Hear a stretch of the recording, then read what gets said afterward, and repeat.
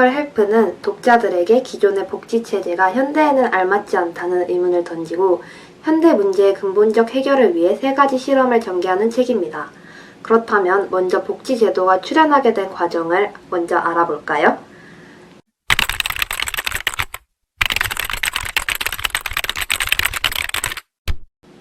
1924년 베버리지는 현대적 복지체제의 구체적 구축 방법으로 알려진 베버리지 보고서를 출간했습니다. 그는 이를 통해 무상의료, 완전 고용, 가족 수당, 사회보험을 활용한 빈곤 퇴치를 계획했습니다. 베버리지 보고서로 영국 전 국민의 건강이 증진되었고 평균 수명이 연장되었으며 교육과 실업자들을 위한 급여가 널리 보급되었습니다. 그러나 이러한 혁신적 변화는 쉽게 일어나지 않았습니다. 2차 세계대전이 영국을 휩쓸고 지나가서야 사회 현실에 대한 새로운 자각이 일어났습니다. 그럼에도 여전히 개혁에 저항하는 이들이 있었고 베버리지는 이를 공론화로 해결하게 됩니다. 반대론자들의 주장이었던 기존 체계, 조직 구조나 비용에 대한 논의는 주변적 사항이라며 제쳐버렸고 대중에게 더 나은 공정한 국가에 대한 이상을 제시하였습니다. 이와 같이 일반 대중의 인식 변화로 마침내 새로운 복지제도가 실행될 수 있게 되었습니다. 베버리지의 제안이 도입되자 사람들은 개선된 주거 환경에서 건강하게 교육을 받고 사회보험의 보호를 받는 노동자들이 전후 국가의 회복에 기여하며 영국은 수십 년에 걸쳐 번영을 이루게 되었습니다. 그러나 베버리지의 복지국가가 누구에게나 찬사를 받았던 것은 아니었습니다. 1980년대에는 자유주의자들이 부상해 영리사업에 가까운 신공공경영을 옹호하기 시작했습니다. 이는 상업적 관리체계인 경쟁, 감사, 엄격한 비용 조절 등을 도입해 관료 제도를 통제해야 한다는 신념을 바탕으로 하고 있습니다. 신공공경영이 현장에 적용되면서 공공영역을 시장의 틀에 맞춰 재조직하기 시작했습니다. 그러나 우리가 전후에 생겨난 복지국가의 허점을 고치는 동안 현재 일어나고 있는 더 큰 사회적 변화에는 신경 쓰지 못하고 있었는데요. 베버리지가 19세기 구빈법이 20세기의 문제들을 해결하기에 적절하지 않다고 한 것과 마찬가지로 베버리지의 복지국가에 대한 보수공사는 현대인의 삶에 알맞은 대처는 아니었습니다. 즉 우리 시대에 맞는 고유한 혁명, 대변혁이 필요한데요. 그렇다면 현대의 문제점은 무엇이 있는지 알아보겠습니다. 현대의 첫 번째 문제점은 처음 복지국가가 고안되었을 당시 예상하지 못했던 비만, 고령과 같은 거대한 사회 문제들인데요. 이를 해결하기 위해서는 본질적으로 다른 문제로서의 대처가 필요합니다. 두 번째는 돌봄의 위기입니다. 인구 고령화가 진행되면서 돌봄의 문제 규모가 커지고 있지만 인간적인 돌봄을 제공하거나 비용을 감당할 길을 찾지 못하고 있습니다. 세 번째는 현대 복지가 빈곤과 불평등을 충분히 다루지 못하고 있다는 것인데요. 영국에서는 현재 100만 명이 넘는 사람들이 극빈 상태에 있다고 합니다. 이번에는 이 3가지 문제를 하나씩 살펴보겠습니다. 우리는 새로운 문제들에 직면했지만 복지국가는 산업화 시대의 체계이기 때문에 대량 생산과 위계적인 규칙을 반영하고 있습니다. 예를 들어 국민보건서비스는 약과 환자의 분배를 관리하는 공장과 같이 기능하며 이 공장에서 환자들은 치료를 받고 나서 나가게 됩니다. 그러나 현대의 질병은 만성적입니다. 장기간 유지되거나 치료가 되지 않는다는 것인데요. 현대에는 당뇨, 비만 등의 만성질환이 보건 관련 지출 중 70%를 차지하고 있으나 국민보건 서비스를 고안한 당시에는 당뇨병이라는 이름조차 없었습니다. 당뇨에는 약이 아니라 예방책이나 일상습관의 변화가 필요하지만 국민보건 서비스는 이런 류의 도움을 제공하지 못합니다. 새로운 문제들은 모두 장기적이고 지속적이라는 특징이 있습니다. 일회성 진단으로 치료되는 것이 아니라는 것인데요. 이러한 문제의 해결을 위해서는 우리의 참여가 필요합니다. 베버리지는 돌봄을 무상의 가사일이며 여성의 책무라고 보았습니다. 한동안 이러한 허술한 역할 분담이 작용했으나 여자들도 공부하고 일하는 등의 기회를 갖기 원하면서 더 이상 여성의 무상 돌봄 노동을 당연시할 수 없어졌습니다. 영국에서는 80세 이상이 가장 빠르게 증가하는 인구 집단입니다. 기존의 제도가 수면 연장에 기여하기는 했으나 더 잘 살도록 도와주지는 못하고 있는데요. 베버리지는 당시 데이터를 바탕으로 설계하였기 때문에 고령자를 감안하지는 않았기 때문입니다. 지방 정부는 재정 축소와 노인 거주자 증가라는 문제를 해결하기 위해 먼저 수급 자격 기준을 강화하였습니다. 또한 지방 정부는 시장의 서비스 제공의 문을 열어주었으나 미숙년 저임금 돌봄 노동자들로는 개인 맞춤형 돌봄이 불가능한 문제가 발생하였습니다. 하지만 이처럼 사회적 돌봄을 축소하는 것은 비용을 절약하는 게 아니라 오히려 보건 서비스의 역효과를 불러일으킵니다. 가정에서 지원을 받지 못한 고령자들이 병원을 찾아 병원에 있지 않아도 될 고령자들이 병상을 차지하게 되고 이는 연간 9억 파운드의 지출이 소요합니다. 현재 우리의 복지기관들은 돌봄을 제공할 수 없습니다. 돌봄은 단위 생산이나 효율에 관한 것이 아닙니다. 인간적 연결, 발전, 우리의 안녕과 존엄에 관한 것입니다. 하지만 기존의 논쟁과 현존 기구들을 가지고는 해법을 찾을 수 없습니다. 복지국가는 빈곤 문제를 해결하지 못했고 이는 더 심화되고 있습니다. 전 세계 5위 경제대국인 영국에서도 125만 명이 식사, 잠자리 해결 등의 어려움을 겪고 있는 것이 현실입니다. 그러나 전후 빈곤과 현대의 빈곤에는 근본적인 차이가 있습니다. 지금은 가난한 사람들 대부분이 일을 하기에 노동이 빈곤의 탈출로라는 복지국가의 근간이 깨져버린 것인데요. 마크 세비지 교수는 불평등의 악순환이 영국 빈곤의 본질을 변형시키고 있음을 발견했습니다. 불평등의 영향을 가장 많이 받는 집단은 빈곤층과 소득이 감소하는 사람들인데요. 중요한 것은 그들의 존엄이 손상되었다는 것입니다. 열등감, 자립하지 못함으로 인한 좌절, 그리고 자율성을 허용하지 않는 현대 저임금 노동으로 인해 정신적 고통을 느끼고 이는 신체적 증상으로도 나타납니다. 현대의 빈곤은 돈에 관한 것이면서 동시에 사회적 연결망의 해체, 관계와 공유해온 경험의 단절에 관한 것이기도 합니다. 세비지 교수는 부의 격차가 경험과 기회의 격차와 상관관계가 있음을 발견했습니다. 관계의 결핍은 세상에 대한 이해와 물질적 기회 등에 영향을 줍니다. 나아가 인맥이 우리가 어떤 사람이 되고 무엇을 할 수 있느냐에 영향을 미치는 시대가 되었지만 이러한 현대 빈곤이 우리 삶에 불러일으키는 불안이나 물질적 영향을 잠재우는데 복지국가는 아무런 역할도 할 수가 없습니다. 우리의 복지국가는 관계가 배제되어 있다는 점에서 치명적인 결함이 있습니다. 신공공경영의 도입은 복지당국과 사람들의 관계를 완전히 변화시켜 당면한 사회 문제들에 대처하기 더 어렵게 만들었습니다. 서비스는 종착점에 도달하기 위한 도구일 뿐이고 그 자체가 목적이 아니었는데요. 오늘날에도 목적은 사라지고 서비스 전달에 대한 집착이 그 자리를 대신하고 있습니다. 복지 서비스의 소비자들도 비즈니스 문화에 동의되어 서비스 욕구 수준이 높아졌고 이로 인해 헐카페 서비스들이 대량 제공되었는데요. 이때 정말로 도움이 필요한 사람들은 서비스들을 맴돌거나 사각지대로 떨어지게 되었습니다. 복지 서비스를 제공하는 노동자들에게도 평가 점수가 매겨지면서 공동체의 프로젝트 일원으로서의 소속감을 느끼지 못하게 되었습니다. 서로 관계를 맺고 참여하여 빈곤을 무너뜨리기 위해 연대해야 하는 시점에서 서비스는 오히려 관계를 밖으로 내몰고 있습니다. 베버리지의 마지막 보고서에서도 그는 복지국가 설계에서 사람과의 관계를 빼놓는 실수를 했다고 밝혔습니다. 물론 그 당시의 사회적 거리두기 문화는 편견을 물리치는 데 효과적이었지만 우리는 새로운 문제 앞에서 변화하기 위해 사람들 사이의 관계로부터 해결책을 모색하고 이번 세기를 위한 체제를 재창조해야 합니다. 현대의 문제를 해결하기 위해 우리 모두 변화의 과정에 참여해야 하고 그 누구도 소외되지 않는 체제를 만들어야 합니다. 그러기 위해서 우리는 지역 사회 안의 일상의 관점에서 문제와 대안들을 고민해 봐야 합니다. 저자는 이러한 문제를 해결하기 위해 몇 가지 실험을 진행하였습니다.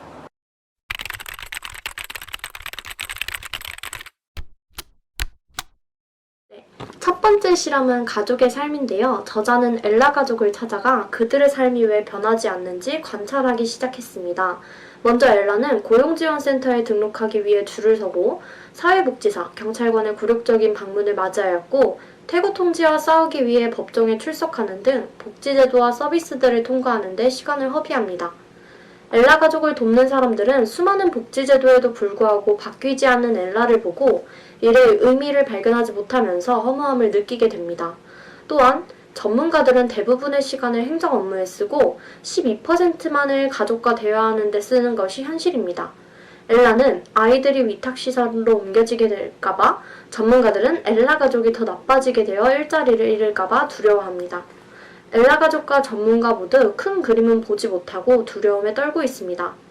엘라 가족에 대한 지속적인 개입은 그들을 복지제도 속에 붙잡아둘 뿐이었습니다. 엘라 가족에게 새로운 위기가 발생하면 당장의 위기 해결을 위해 주변부에서는 많은 움직임이 일어나지만 정작 중심에서는 아무것도 변하지 않습니다.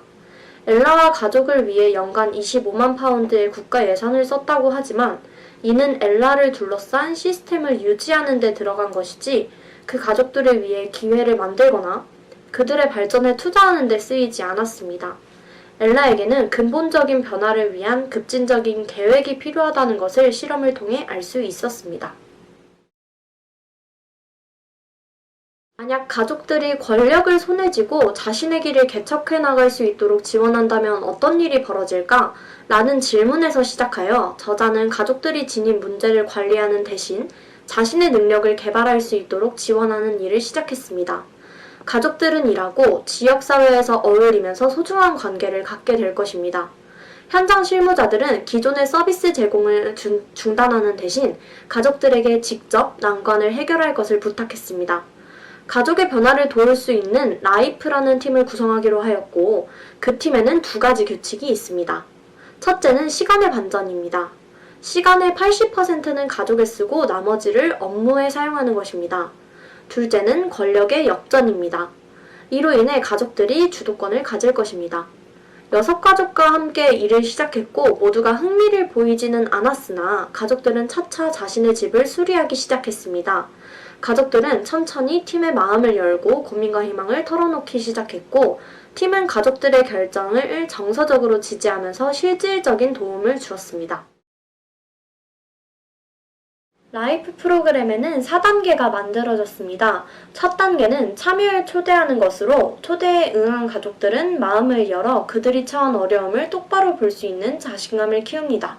두 번째 단계에서는 미래 계획을 세웁니다. 계획은 가족들이 직접 여러 요소들을 연결해서 새로운 이야기들을 구성하게 됩니다. 세 번째 단계는 역량을 기르는 것입니다. 역량 중심 접근은 각자가 직접 역량을 개발해야 한다는 것을 의미합니다. 네 번째 단계에서는 가족들은 종결을 준비합니다. 이 과정에서는 일터, 학교 등 더 광범위한 관계들로 중심을 옮기면서 프로그램을 성공적으로 떠나게 됩니다. 이 실험은 우리에게 능력을 개발하고 어려운 상황에서도 변화를 이끌어내는 새로운 시스템 구축이 가능하다는 것을 보여주었습니다. 라이프가 작동하기 위해서는 가정뿐만 아니라 전문가들도 바뀌어야 합니다. 그리고 변화를 일으키려면 시스템도 바뀌어야 합니다.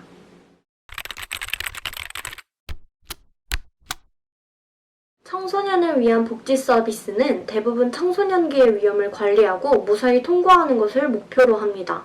하지만 영국의 많은 청소년들은 무사히 통과하지 못하고 있습니다. 사람들은 청소년기에 좋은 삶을 위한 기반을 닦게 되기에 청소년을 제대로 돌보지 못해 치르게 되는 인적 자원의 손실은 상당합니다. 이에 저자는 소수의 청소년이 이 시기를 무탈하게 지나가도록 돕는 것 이상으로 자신의 역량을 개발할 수 있게 도와주는 방법을 설계하고자 합니다. 저자는 모와 멜빈을 만났습니다. 둘은 가정 환경부터 성격까지 서로 아주 달랐습니다. 멜빈은 전과 기록이 있었고 고위험군 청소년으로 등록되어 있었습니다. 그러나 친구의 아버지가 멜빈의 삶에 관여하면서 그의 삶은 바뀌었습니다. 그는 멜빈을 교회로 이끌었고 그곳에서 새로운 사람들을 알게 되면서 과거의 어려움을 뒤로하고 새로운 이야기를 펼쳐갔습니다. 이에 비해 모는 안정적인 가정에서 자랐지만 멜빈과 달리 그에게 신경을 써주는 사람이 없었습니다. 그는 잘 살고는 있지만 삶의 활력이 보이지 않았습니다. 왜 어떤 청소년들은 어려운 환경 속에서도 잘 살고 어떤 청소년들은 잘 살지 못할까요? 청소년 서비스는 다른 복지 서비스들처럼 특정 위기를 발견하고 관리하는 것이 대부분입니다. 모와 멜빈의 사례에서 두드러지는 것은 인생에서의 전환의 계기와 새로운 관계들로 이루어진 사회관계망 간의 밀접한 연결성입니다. 이처럼 청소년에게 관계는 중요한데 이러한 사회망은 소득 수준으로 결정됩니다. 중상류층 부모들은 자녀들의 삶에 깊이 관여해 클럽을 조직하는 반면에 가난한 가정의 아이들은 빈민한 인맥과 취약한 사회적 기술을 갖게 됩니다. 두 번째 실험은 지역사회를 통해 청소년들을 위한 사회체험활동을 제공하는 루프스입니다. 린지와 로라는 호텔의 스파에서 체험을 시작하여 배울 만한 어른인 호텔 매니저 트루디를 만나 호텔 로비에까지 진출할 만큼 성장했습니다. 특히 루프스는 성찰하기라는 시스템을 만들어서 성찰 협조자들과의 대화를 통해 청소년들이 스스로 체험을 내면화할 수 있도록 도왔습니다. 루프스를 통해 청소년들은 눈에 띄는 변화와 성과를 만들어냈지만 청소년들이 또래가 아닌 어른들과 어울리며 생소한 지역에서 감독관 없이 무언가를 한다는 것은 사회의 위험천만한 상황으로 비추어질 뿐이었습니다. 결국 루프스는 실패로 돌아간 실험이 되었고 저자는 루프스를 통해 어떻게 서비스를 제공하고 기회를 만들어줄 수 있는지를 알게 되었으나 그와 동시에 이런 급진적 변화는 가능하지 않다는 것 또한 깨달았습니다. 세 번째 실험은 베커입니다. 기존의 고용지원센터는 당사자들에게 최대한 빠르게 일자리를 정해줘야 하기 때문에 남아있는 일자리 개수에 따라 그저 당사자들을 할당하는 방식으로 대응하고 있었습니다. 그러나 이러한 구식 복지는 근본적인 고용 문제를 해결해주지 못했고 결국 당사자들은 재차 고용지원센터의 문을 두드리기 마련이었습니다.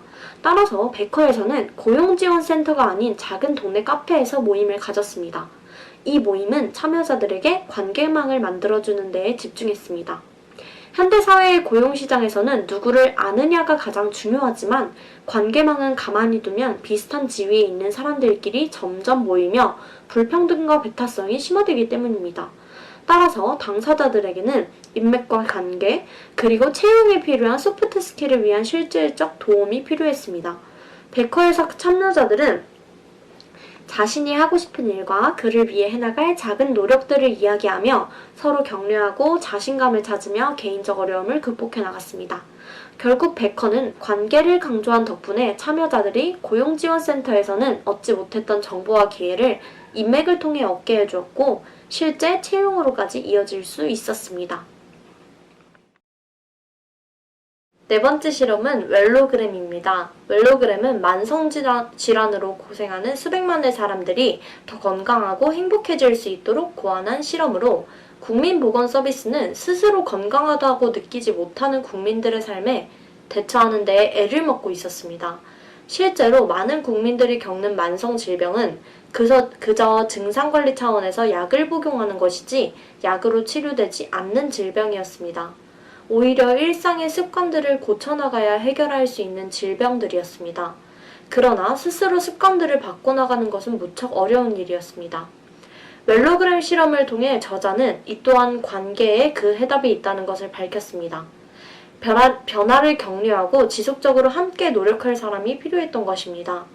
웰로그램의 참여자들은 그룹에 속해 함께 규칙적으로 개를 산책시키거나 여러 활동을 하는 등 함께 건강을 지킬 수 있는 습관들을 만들어 나갔습니다. 저자는 웰로그램 실험을 통해 건강의 개혁은 제도 내부의 개편과 예산이 아닌 사람들의 삶에서 시작해야 한다는 것을 깨달았습니다. 다섯 번째 실험 늙어가기는 서클에 관한 내용입니다. 서클은 사회적인 모임, 안내 서비스, 협력적인 자조 모임의 일면을 가진 모임입니다. 서클 속에서는 회원들끼리 친밀감을 바탕으로 한 상호 자원이 이루어집니다. 서클은 사람들이 본인이 할 수 있다고 생각하는 어떤 것을 떠올릴 수 있도록 여러 가지 옵션을 제안하고 그것을 시도할 수 있도록 지원하는 것이죠. 저자는 서클과 대비되는 기존의 복지 정책을 부정적으로 바라봅니다. 기존의 복지 정책은 관료제에 기반한 것으로 일정한 기준 아래 복지 대상자를 선정하기 때문에 그 기준에 부합하도록 사람들이 스스로를 고립시키게 된다는 것입니다. 관계를 기본 원칙으로 하는 서클은 고객 관계 관리 플랫폼이라는 기술을 도입했습니다. 해당 기술을 적용시키면 회원들을 추적하여 각 회원들이 무엇을 필요로 하는지 파악하며 구체적으로 어떤 도움이 필요한지 파악할 수 있게 합니다. 서클이 유지되기 위해서는 재정과 인력도 필요한데 서클의 재정적 지원은 지방의회로부터 나오고 서클을 유지하기 위한 인력은 각 회원들 사이의 관계와 참여에서 나옵니다. 사람들은 서클 모임에 참여하고 자신감을 다시 찾아 외부의 지역사회로 되돌아가게 됩니다. 3부에서는 새로운 접근의 토대가 되는 원리, 설계의 과정, 우리가 변화를 일으킬 수 있는지에 대한 이야기를 하고자 합니다. 우선 레디컬 헬프란 우리 모두가 번성할 수 있도록 개인 모두의 역량을 키워 서로가 도움을 줄 수 있다는 사실로 삶의 질을 측정하는 완전히 새로운 돌봄 체제입니다. 레디컬 헬프의 6가지 원칙으로는 비전, 역량, 관계, 자원 연결, 가능성 창조, 개방성 등이 있습니다. 먼저 첫 번째 원칙인 비전은 좋은 삶에 관한 것입니다. 레디컬 헬프와 같이 이전과는 근본적으로 다른 변화를 만들기 위해서는 잘 사는 좋은 삶이라는 비전이 필요합니다. 두 번째 원칙인 역량은 우리가 스스로 역량을 개발하여 복지를 누려야 한다는 것입니다. 지금까지의 복지국가는 우리를 관리하기 위해 만들어졌지만 21세기식은 우리 스스로가 역량을 개발할 수 있도록 지원하는 것이어야 합니다. 세 번째 원칙인 관계는 좋은 삶의 토대가 됩니다. 관계는 다른 가치와의 상호작용을 이어주며 우리에게 변화가 어떻게 일어나는지에 대한 새로운 이해의 장을 열어줍니다. 네 번째로 자원을 연결하는 것도 무척이나 중요합니다. 재정은 문제를 해결할 때 우선적으로 고려되는 자원이지만 저자는 다른 지점에서 시작해야 한다고 주장합니다. 돈에 대해 묻는 대신 비전과 역량에 대해 생각하고 어떤 형태의 자원이 이용 가능한지 그리고 어떻게 새롭고 생산적인 방법으로 그것들을 연결할 수 있는지 질문해야 합니다. 다섯 번째로는 가능성에 집중해야 합니다. 저자의 실험들은 위험을 감수하고 가능성에 초점을 맞추고 있습니다. 가능성에 초점을 맞춘 덕에 개방적인 신뢰의 문화가 자라났고 실제하는데도 보지 못하고 있던 위험의 사례들을 발견할 수 있었습니다. 하지만 원칙은 개방성입니다. 새로운 시스템은 개방되어 있습니다. 모든 사람들을 포용하며 도움이 필요한 사람들뿐만 아니라 도움을 주는 역할을 하는 사람들도 돌봐줍니다. 이것이 지속 가능한 시스템을 보장합니다.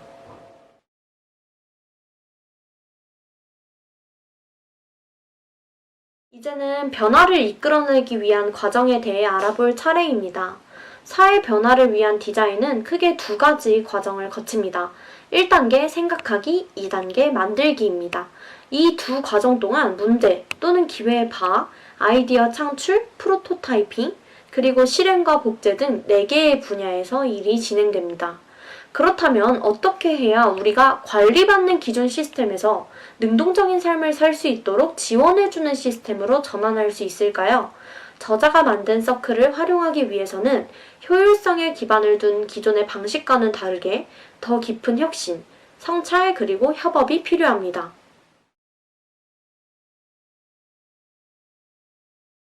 마지막으로 행복한 삶으로 전환하는 데 현대 국가가 어떤 역할을 수행해야 하는지에 대해 간단히 언급하고자 합니다. 국민의 발전을 목적으로 하는 국가에게는 특수하고 고유한 역할이 있습니다. 오직 국가만이 우리가 필요로 하는 레디컬 헬프의 중심점을 만들 수 있습니다. 또한 정부의 역할은 더 이상 기계적으로 권력을 좌우하는 것이 되어서는 안 됩니다. 전환은 점진적 단계들을 밟을 것입니다. 전환에는 본보기가 되는 성공 사례들, 영감을 주는 스토리들, 이를 가능하게 하는 조직들, 리더십과 재정 지원을 위한 새로운 틀 같은 것들이 필요합니다. 하지만 뭐니 해도 모든 전환은 결국 사람이 우선이 되어야 함을 잊지 말아야 한다는 말을 끝으로 책 소개를 마칩니다. 감사합니다.